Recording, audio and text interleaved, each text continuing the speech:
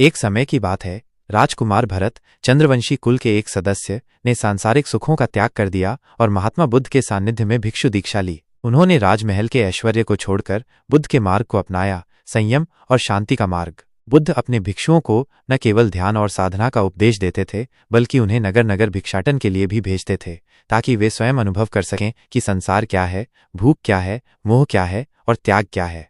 स्वाद और लालसा की पहली परीक्षा। एक दिन बुद्ध ने भरत को भिक्षाटन के लिए एक खास जगह भेजा। वह एक श्राविका का घर था, एक गृहस्थ महिला जो बुद्ध की अनुयायी थी और नियमित रूप से भिक्षुओं को भोजन दान करती थी। भरत ने सिर झुकाया और भिक्षा लेने के लिए निकल पड़े। चलते हुए भरत के मन में विचार उठने लगे, आज भोजन में क्या मिलेगा। महल में तो सैकड़ों व्यंजन मिलते थे, पर अब वो भूखा था और उसके भीतर स्वाद और आराम की एक सूक्ष्म लालसा भी थी। यह लालसा उसके त्याग की पहली परीक्षा थी। जब वो श्राविका के घर पहुंचे, उन्होंने विनम्रता से भिक्षा मांगी। श्राविका ने मुस्कुराते हुए कहा, भंते कृपया भीतर पधारें। वो भीतर भोजन लाने चली गई। भरत बैठे और उनका मन फिर से उछलने लगा, काश मेरे पसंदीदा व्यंजन मिल जाए, जैसे कोई छोटा बच्चा चॉकलेट की उम्मीद करता है। थोड़ी देर बाद जब श्राविका भोजन लेकर आई, भरत आश्चर्यचकित रह गए। उनके सामने वही व्यंजन थे जो वो कभी राजमहल में खाया करते थे। उनकी आंखों में चमक आ गई। वो भोजन करने लगे, धीरे धीरे स्वाद लेते हुए। उनका शरीर भोजन कर रहा था, लेकिन मन में स्मृतियों, सुख और आदतों की लहरें उठ रही थीं।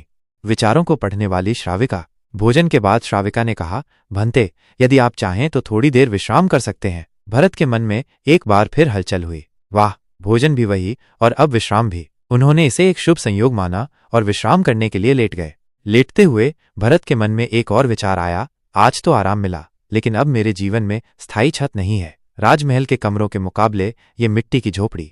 तभी श्राविका ने फिर कहा, भंते, जब तक आपका मन करे आप यहां रह सकते हैं। भरत चौंक गए। उनके भीतर एक भय का संचार हुआ। क्या यह स्त्री मेरे विचारों को पढ़ सकती है?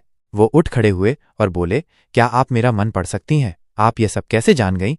श्राविका मुस्कुराई और बोली, शुरुआत में यह मेरे लिए भी कठिन था, लेकिन मैंने अपने विचारों को देखना शुरू किया। पहले तो मेरे भीतर विचारों का तूफान था, अनगिनत विचार, परंतु मैंने उन्हें बस देखना शुरू किया, बिना कोई प्रतिक्रिया दिए, बिना उन्हें रोके, बिना उन्हें स्वीकार किए, बस देखती रही। धीरे धीरे वे विचार शांत होते गए। तब से जब कोई मेरे सामने आता है तो मैं उनके विचारों की तरंगों को महसूस कर सकती हूँ। भरत घबरा गए। उनका चेहरा पीला पड़ गया। उन्होंने भोजन करते समय क्या क्या सोचा था, विश्राम के समय उनके मन में कैसी कैसी कल्पनाएं आई थीं, वो कांपते हुए वहां से निकल पड़े।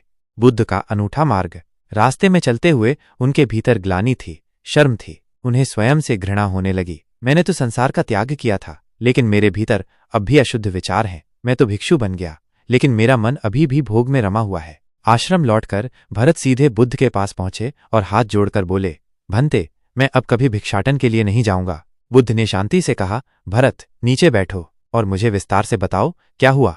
भरत ने आंखें झुका लीं और पूरी बात विस्तार से कह सुनाई। उनके चेहरे पर शर्म, आंखों में ग्लानि और मन में पश्चाताप था। बुद्ध थोड़ी देर मौन रहे, फिर बोले, भरत, कल से 7 दिनों तक तुम ही श्राविका के घर जाओगे, लेकिन इस बार कुछ शर्तें हैं। जब तुम चलो तो अपने चित्त को होश में रखना, अपने भीतर उठने वाले हर विचार को देखना। कौन सी वासना उठ रही है, कौन सी कामना जाग रही है, कौन सा भय, कौन सी लालसा, सबको देखना। कुछ भी छिपाना मत, कुछ भी दबाना मत, बस देखना, जागृत रहना और लौटकर मुझसे विचार विमर्श करना।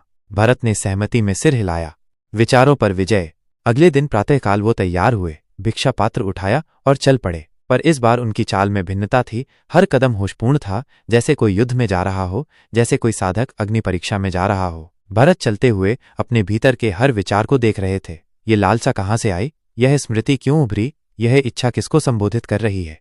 जैसे जैसे वो श्राविका के घर के पास पहुंचे, उनके भीतर की घबराहट बढ़ने लगी।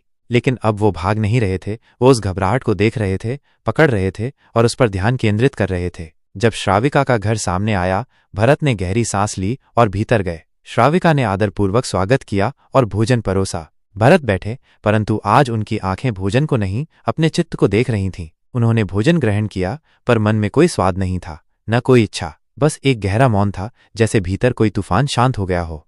भोजन के बाद उन्होंने धन्यवाद कहा और बाहर आ गए। उनका चेहरा बदल गया था। वो रास्ते में लौटते हुए नाच रहे थे, नहीं, पैरों से नहीं, उनके भीतर कुछ नाच रहा था। उन्होंने जीवन में पहली बार एक ऐसे आनंद को महसूस किया था जो स्वाद से परे था, जो शरीर के सुख से परे था।